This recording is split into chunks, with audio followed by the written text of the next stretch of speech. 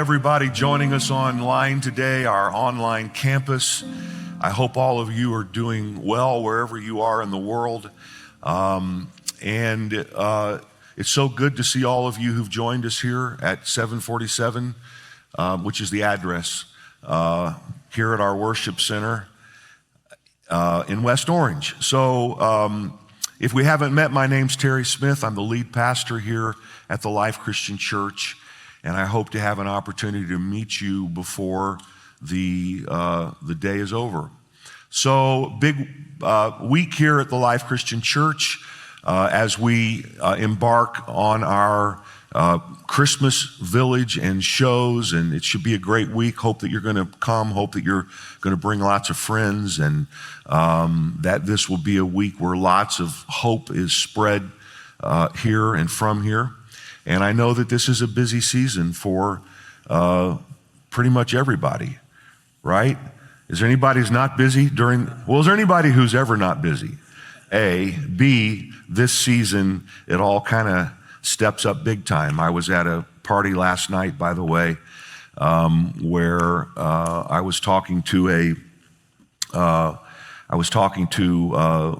longtime councilwoman here in town who said that she had just come from another event with a member of our congregation to the online campus. I'm pointing to someone in the front row, Megan Brill, who had just so sold our Christmas show that this councilwoman had just gone and purchased tickets online. So good job with that. And it was kind of fun, just the first person I bumped in at this party had just bought tickets to come next week. So listen, you're not going to want to miss it. It's going to be a great, great week. It's a great opportunity to bring your friends. And so listen, last week I cast vision for this coming season of ministry at the Life Christian Church. If you're a TLCC regular and you didn't hear me speak last week, I would really encourage you to go online and to watch last week's talk. Not that it was a great sermon. Its purpose wasn't to be a great sermon. I wouldn't call it a great sermon. Its purpose was to talk about where we believe God is leading us, particularly as it concerns our desire to spread God's love in ever-widening circles. And we talked at some length about our Plus Life local and global missions initiatives, where we partner with many partners, both locally and internationally, to serve people in need and to share the good news about Jesus.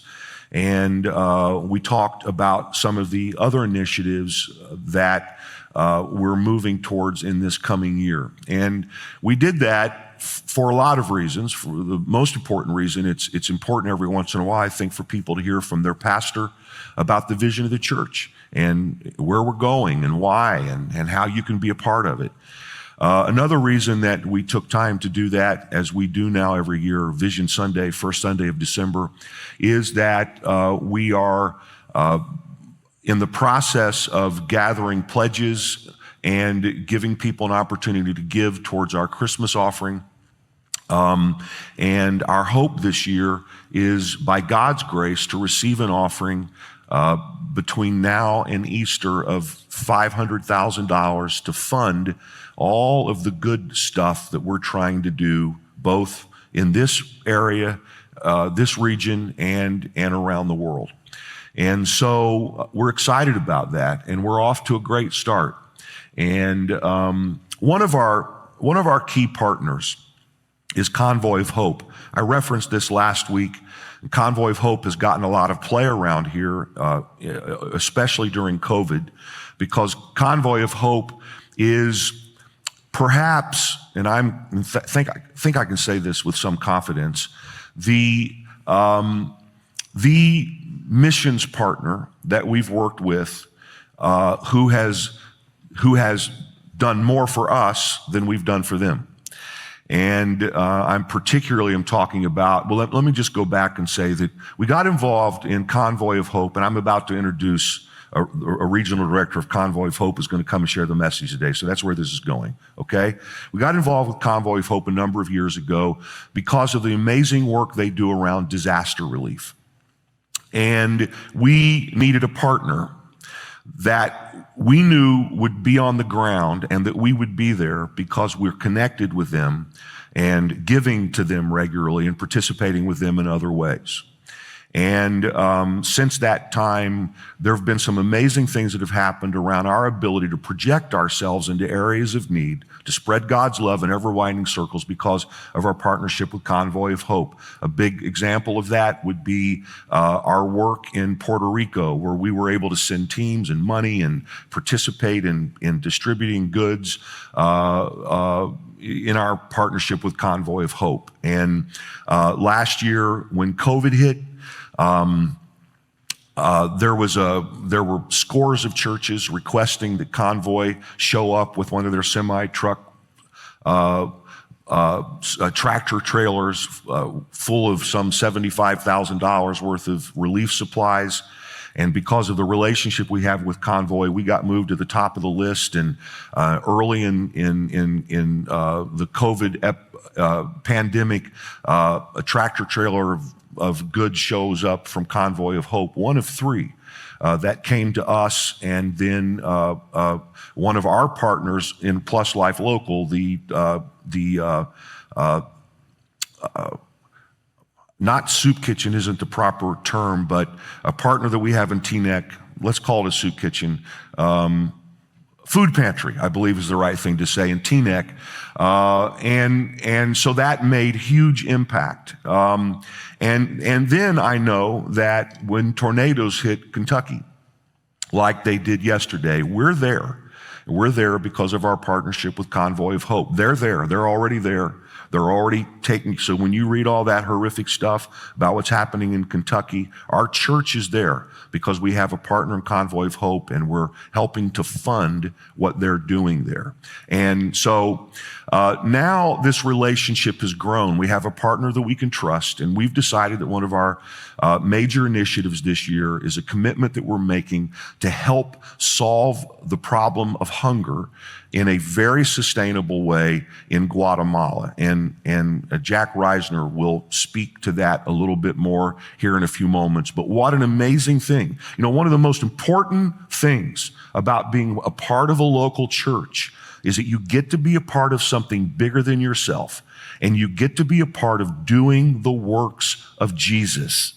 And for us, there are a lot of ways to do that right here, but we also get to be a part of spreading God's love in ever-widening circles. Jack Reisner was a lead pastor for 41 years, had a very successful pastoral ministry, felt called to get involved in compassion ministry, joined the team at Convoy of Hope some years ago, now serves as a regional director. He has become a friend. He was with us last year during COVID when we were out on the roof in the heat, having outdoor services. Jack came and was a part of one of our services, and we've developed a friendship, and I'm grateful for him. You're going to enjoy what he has to say today. Your life is going to expand because of what you hear him say today, and the mission of Jesus is going to move forward because of what you hear him say. Please give a great big welcome to Jack Reisner.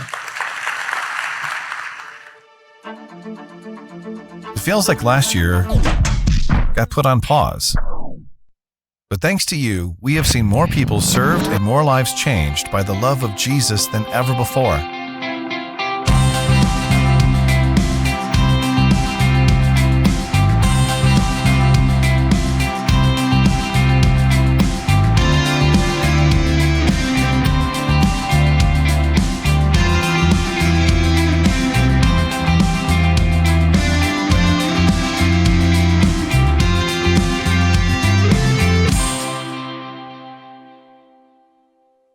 We are the Helping Hands Food Pantry of Teaneck.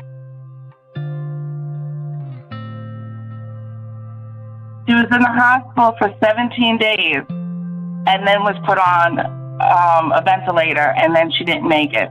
I'm still waiting for her to walk through the door. We had to close, but we had limited resources.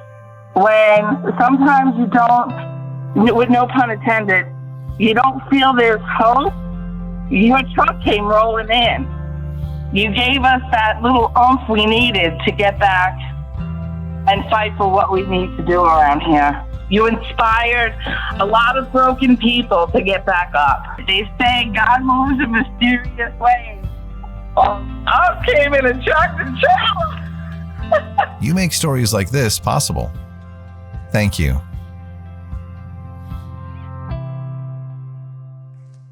Good morning, TLCC.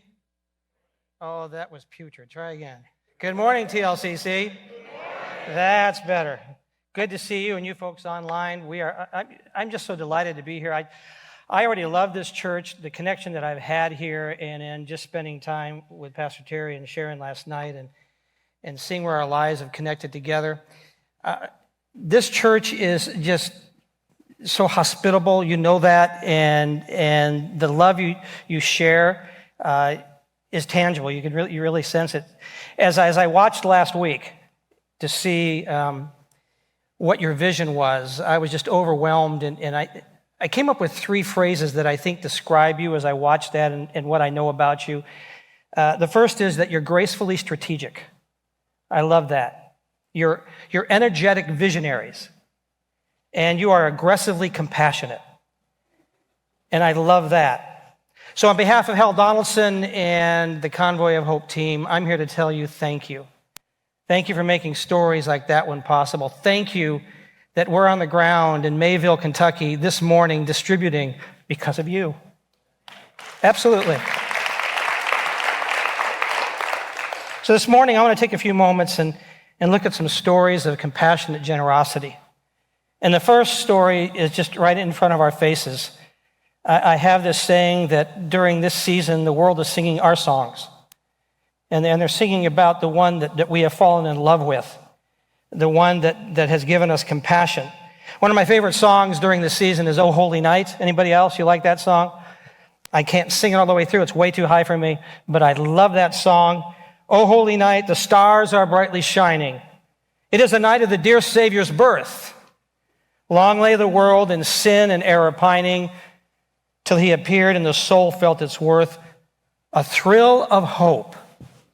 The weary soul rejoices, for yonder breaks a new and glorious morn." Fall on your knees, and then you rip into that chorus, and it's an amazing song. And my interpretation of that is this: the world is messed up, and humanity has become devalued. We don't understand our worth. We don't understand our value, and this one was born, a rescuer.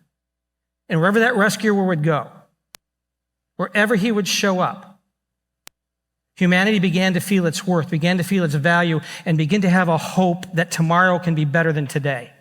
That there's a way that we can dream for something much better. So what does that look like? Well, go with me 30 years after this, after the manger. 30 years later, you can hear the crunch of the bow of the boat as it slides up on this rocky shore.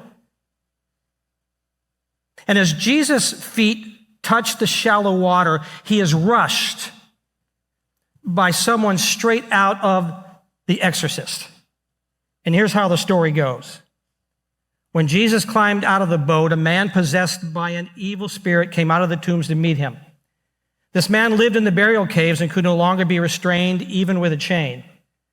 And whenever he was put into chains and shackles, as he often was, he snapped the chains from his wrists and smashed the shackles, and no one was strong enough to subdue him. Day and night he wandered among the burial caves and in the hills, howling and cutting himself with sharp stones. So can we just pause there for a moment? Because this is not some caricature. This is not some fictional character. This is not a Hollywood actor in heavy makeup. This is a real person. I can just imagine that within this region, which was called the Decapolis, 10 cities. In one of those cities, there may have been a mom every night who cried herself to sleep because she couldn't figure out what happened to her son. And now where is he? And is he safe? And perhaps every other day she would send out his brothers to try to find him and tie him up and shackle him so that he wouldn't hurt himself or other people. So let's give this man some dignity. Let's at least give him a name, and not the name that the demons would use to mock him. So let's just, this morning, just give him a name. Let's just call him Jason for the sake of this story. Anybody here named Jason? I apologize to you already. Something happened that made Jason snap. Somehow he became this violent, uncontrollable, mentally ill, hell-bent crazy man who lived in these cave condos called the tombs. A perfect place to bury the dead and a perfect place to drop off somebody who was dead to you. Somebody who did not fit in society. Someone whose issues were beyond our ability to fix. Somebody who is outside our margins of safety and comfort. In fact, we still use that term today. Somebody is marginalized. You're not welcome into our community, and we certainly don't cross over to yours. What do you do with someone like Jason? A guy who's so freakishly strong, who howls at night and day, whose scream at night would cause the hair on the back of your neck to stand up, who would run through the hills and sometimes dash through the cities totally naked, but it wasn't a pretty naked, it was an ugly naked because he spent all day long cutting himself with sharp rocks. And so you see this image of this one howling and screaming who's so strong you can't stop him. And here he comes, this man matted with blood and scars. What do you do with someone like that? Well, you push them away. For safety's sake, you push them away. You can't deal with it, so you push him away. This man who is in despair, and despair simply means this, that tomorrow will be no better than today. This man who has no hope in his settled place. Watch what Jesus does with those society marginalizes and forgets. Jesus doesn't see issues. He sees people. I have this image in my head that as Jason is running toward Jesus, the disciples are scurrying back to the boat, climbing over each other, trying to get in that boat and out before Jason arrives. But Jesus doesn't run. Jesus does unthinkable. He crosses the margin. He goes beyond where he should go. And I think that is the heart that impressed Hal Donaldson. In 1969, Hal Donaldson and his two brothers and sister were home with a babysitter while his pastor dad and mother were at a church business meeting. About an hour into that evening, there was a knock at the door. They opened the door, and there were two policemen standing there, and they gave them the news that the father and mother had been hit by a drunk driver, and Hal's father was dead, and his mother was in critical condition, and they weren't sure she was going to survive. They brought the kids out to the porch, and the neighbors had gathered around, and they said, somebody needs to take these kids today and tonight, because otherwise we have to take them down to the station, and we're not sure what we're going to do. The Davises raised their hands and said, we'll take them tonight. The Davises lived in a single wide, said we can manage that tonight. And so they managed it that night, and then the next night, and then the next week, and then the next month, and the next month, and the next month.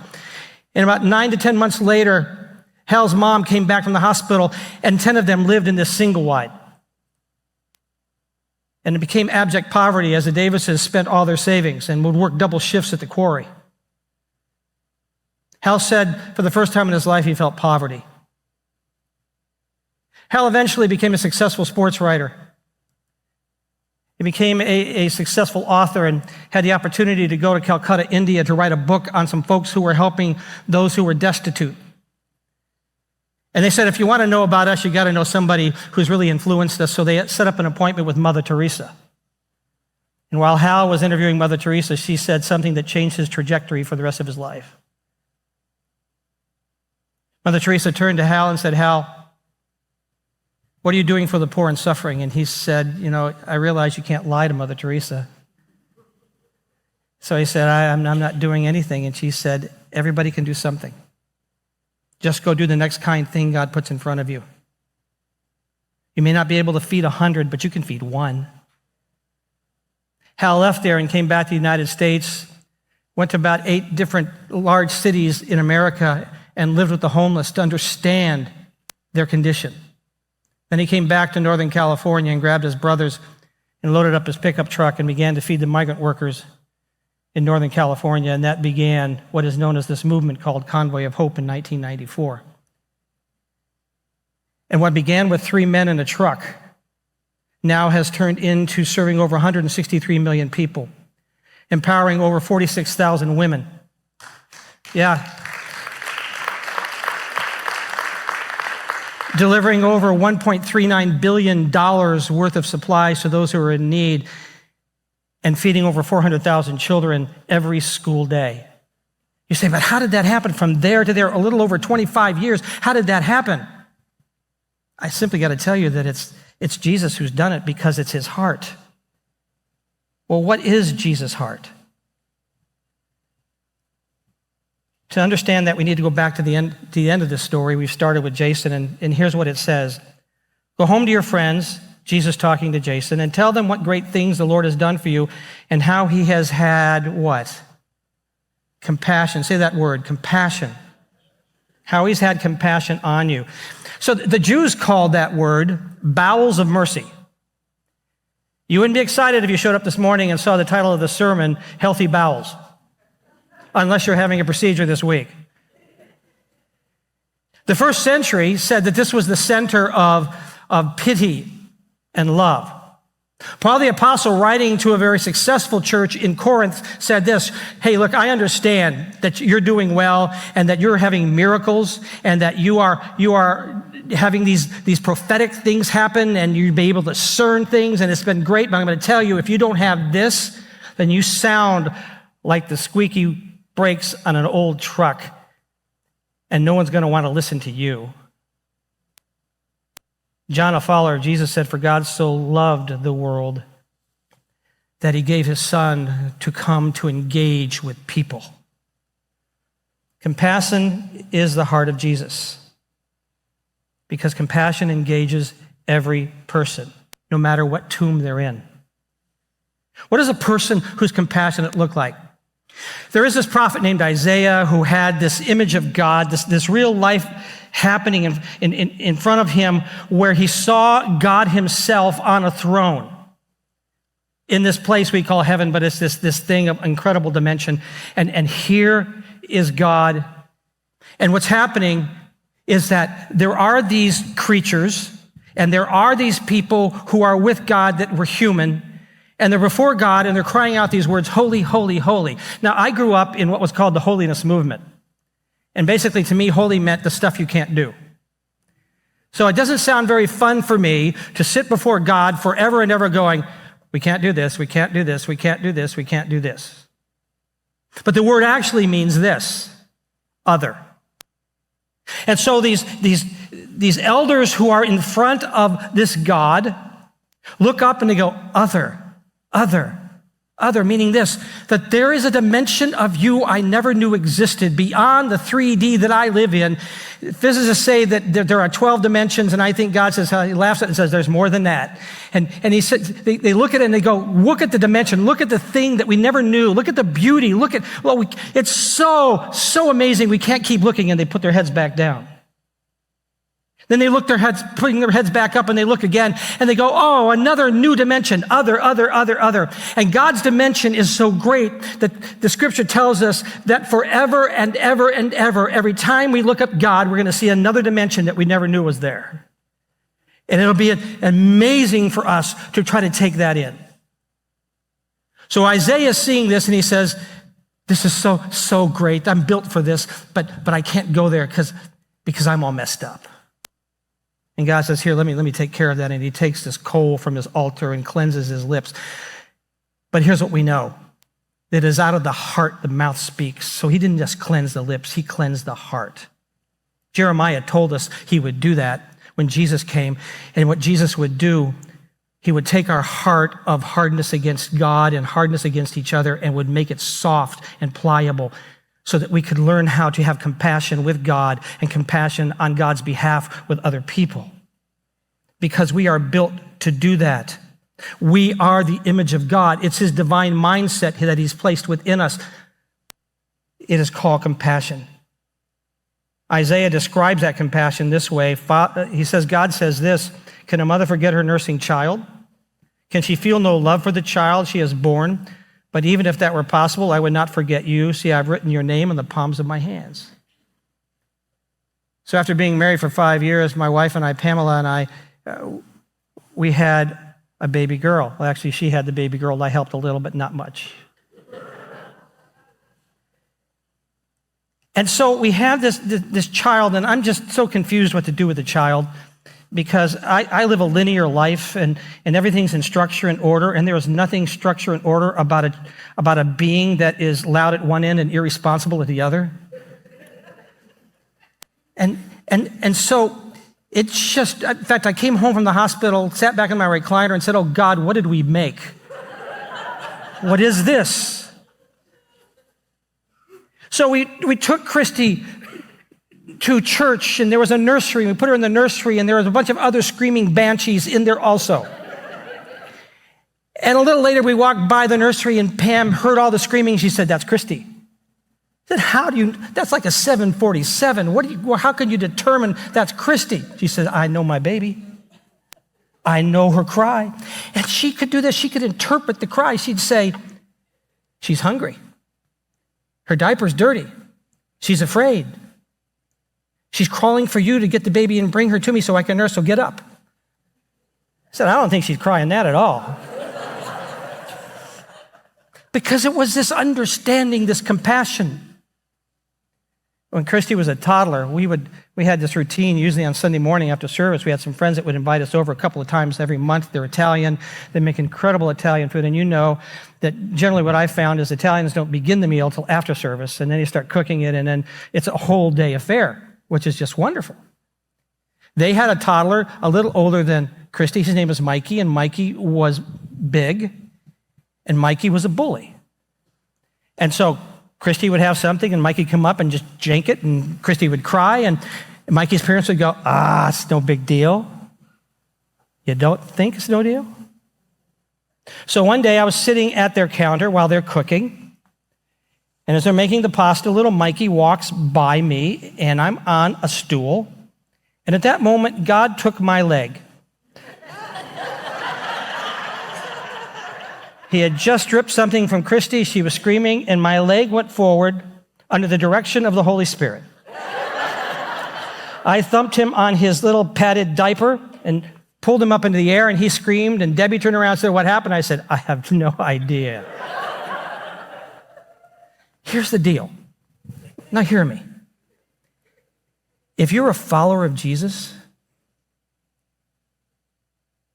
and he's begun to change you, your heart has been made and created to be compassionate. You now have the ability to hear the cry of pain and begin to discern how to fix it and how to protect the marginalized. It is inside of you. So Jesus, there crossing the margin, says to Jason, what's your name? And his ugly voice comes out and says, we are Legion. Legion is 6,000 soldiers, so there's a whole lot of evil inside this man. And they know that Jesus has the power to cast them out. And so they say, don't send us to the pit, because the scripture says eventually all demons will be in the pit. They don't want to go yet, but they have to have a body to go into. They said, can we go into these pigs? And Jesus said, you can go there. They go into the swine, and the pigs run down the hill and into the lake, and they all drown. Here's what happened next. The herdsmen fled to the nearby town and the surrounding countryside, spreading the news as they ran, and people rushed out to see what had happened. A crowd soon gathered around Jesus, and they saw the man who had been possessed by the legion of demons. He was sitting there fully clothed and perfectly sane, and they were all afraid. And those who had seen what had happened told others about the demon-possessed man and the pigs, and the crowd began pleading with Jesus to go away. Leave them alone. Jason is no longer a wild man, he's a new man.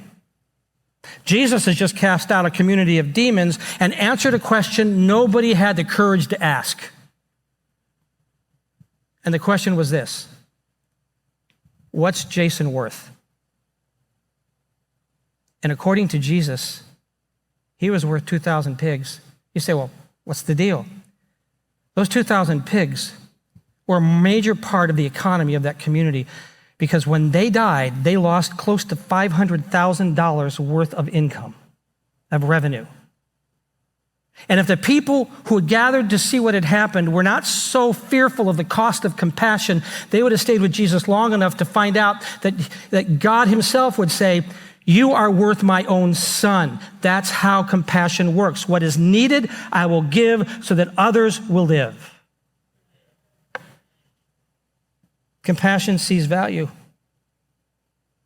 What is a child worth? Is a child worth 2 lattes? Because you see, it only costs $10 a month to feed a child in school. That's all. What is a woman experiencing abuse and gender inequality worth? For $1,000, she can walk through a process where she gains her value in Jesus and begins to understand her rights and begins to learn a trade and begins to start a business. What is a farmer worth that has to choose which child gets to eat that day? What is a region worth? Here's your story. I listened last week. 12 significant global missions partners, 25 significant domestic missions partners. In 2025, by that time, 8 campuses, an offering of $500,000 this month and through April. And in the last 4 years, you have given through Convoy of Hope $39,000. And here's what your generosity has helped make possible. Check this out.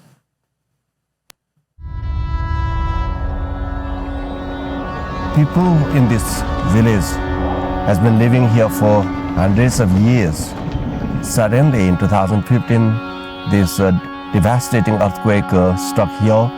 Everything was destroyed and they had nothing left. That day, I feel like I'm dead. My children were down in the city and my husband was in India working. So I was alone here. We didn't know who was alive and who was dead. Whatever they have left, all the crops, everything was covered under the debris, so they had lost everything. When we saw the children, they were malnourished and very weak, so we felt this is a very deserving community to be helped and to be served. In the beginning, there was nothing. I still remember the first day when we fed the children. Our goal was, we want to make this community sustainable. Daily meal is very important. We feed children at the school, but how about in the evening food? How about other family members? Because of the devastation from the earthquake, all the people are suffering. Therefore, we thought, that agriculture would be the main component here. During that time, I had a meeting with the whole community. When I was talking to the people, I began to share some of the visions that they can grow tea, they can grow many other cash crops here. The young people can move back to their own villages and we can bring life in this village again. It was very difficult for the people to accept what I said because they were living in a hopeless situation. But in midst of that, some of the leaders began to realize this organization is very different. But gradually when it started that, then people began to see the positive side. And when that farmers began to collect money, their eyes were so big. Everybody opened their eyes.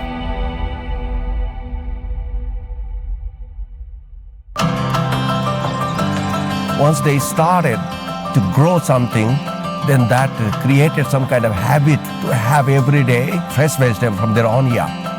I'm happy when I see my goats and my crops. I'm happy now. Now, most of the families, they have their own kitchen garden. They are bringing some of the vegetables to the school. They bring and they share. That's how the mothers are mobilized. We have provided banana, lemon saplings, and then orange saplings. And we provided cardamom seedlings. Last year, from the tomatoes alone, our village made $150,000 US. We provided African boyer goat for the breeding. Then we provided cow, Holstein cow also to some farmers, and now most of those cows have given birth, and that's going very well. Now we have a milk here. Right now, after a year, they will have 800,000 tea saplings, and they are marketing now. The tea from Kim Tang is in a very high demand. Young people are returning to the village, and they are farming tomatoes since last year. They made a very good money from that, and this year they want to add another 100 tunnels, and they have already decided to have a group farming together, as a cooperative, and they're ready to work hard. In the past, when we grew millet and corn, we used to earn like 1,500 rupees. That's all. But now, from this little tunnel, we can earn 50 to 60,000 rupees.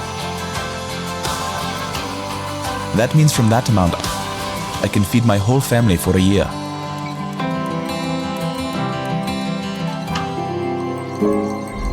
We came here after the devastation. During that hard time, the challenging time, we never hesitated to accept it. That is the intimacy, that's the relation that we have here.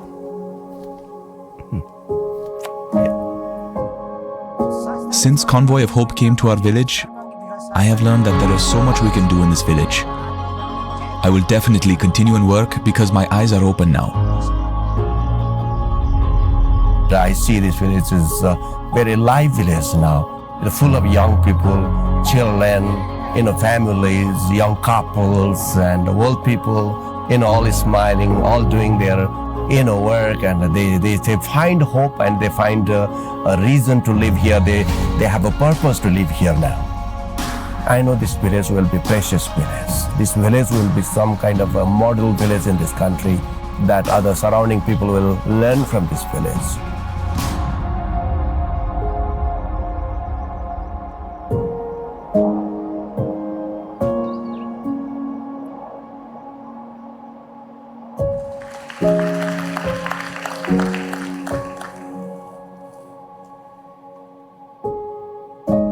So that's Kim Tung's story.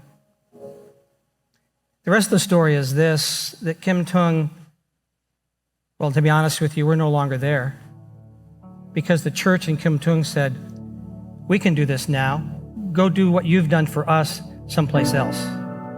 And so we moved 30 miles down the road and began in another community because it's strategic, it's sustainable.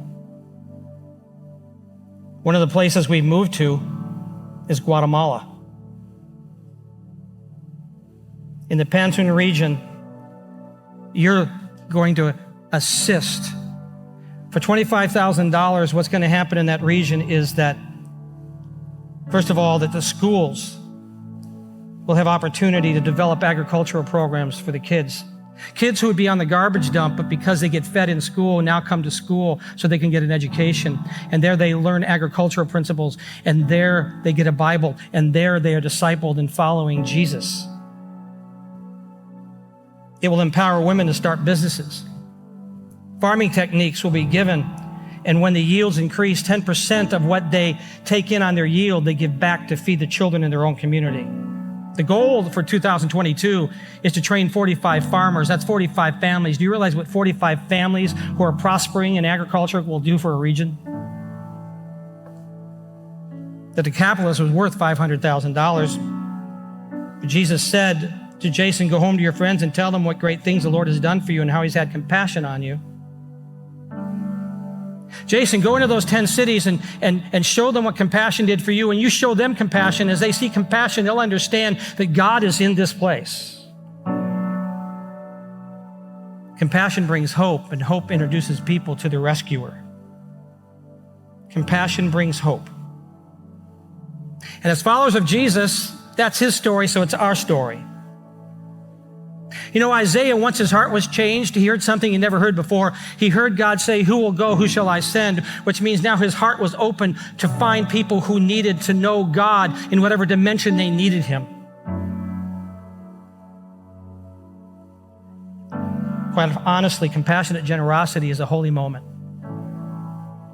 Because doing the next kind thing, whether it's to your neighbor or sacrificially giving so you have $500,000 so that you can reach out in those places that God has placed on your heart and the heart of your leadership, that is a holy moment.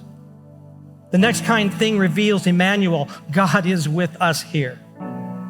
We are the incarnation of Jesus in this world. We are a thrill of hope.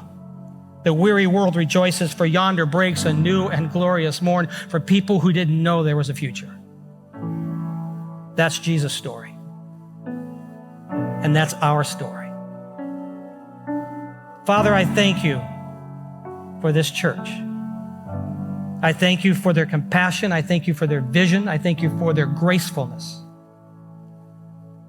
And I pray as each person here thinks about what you're calling them to do, even tomorrow, just to be kind to someone that before had been outside the margin, I pray that you will not only give them the courage to move forward, but the resource to make it happen and the faith to believe that you'll take care of them. And I pray that what they have envisioned for these next years will come to pass and that they will be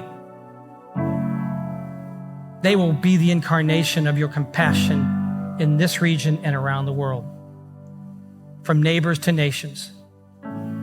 We give you thanks for what you're doing in them and through them.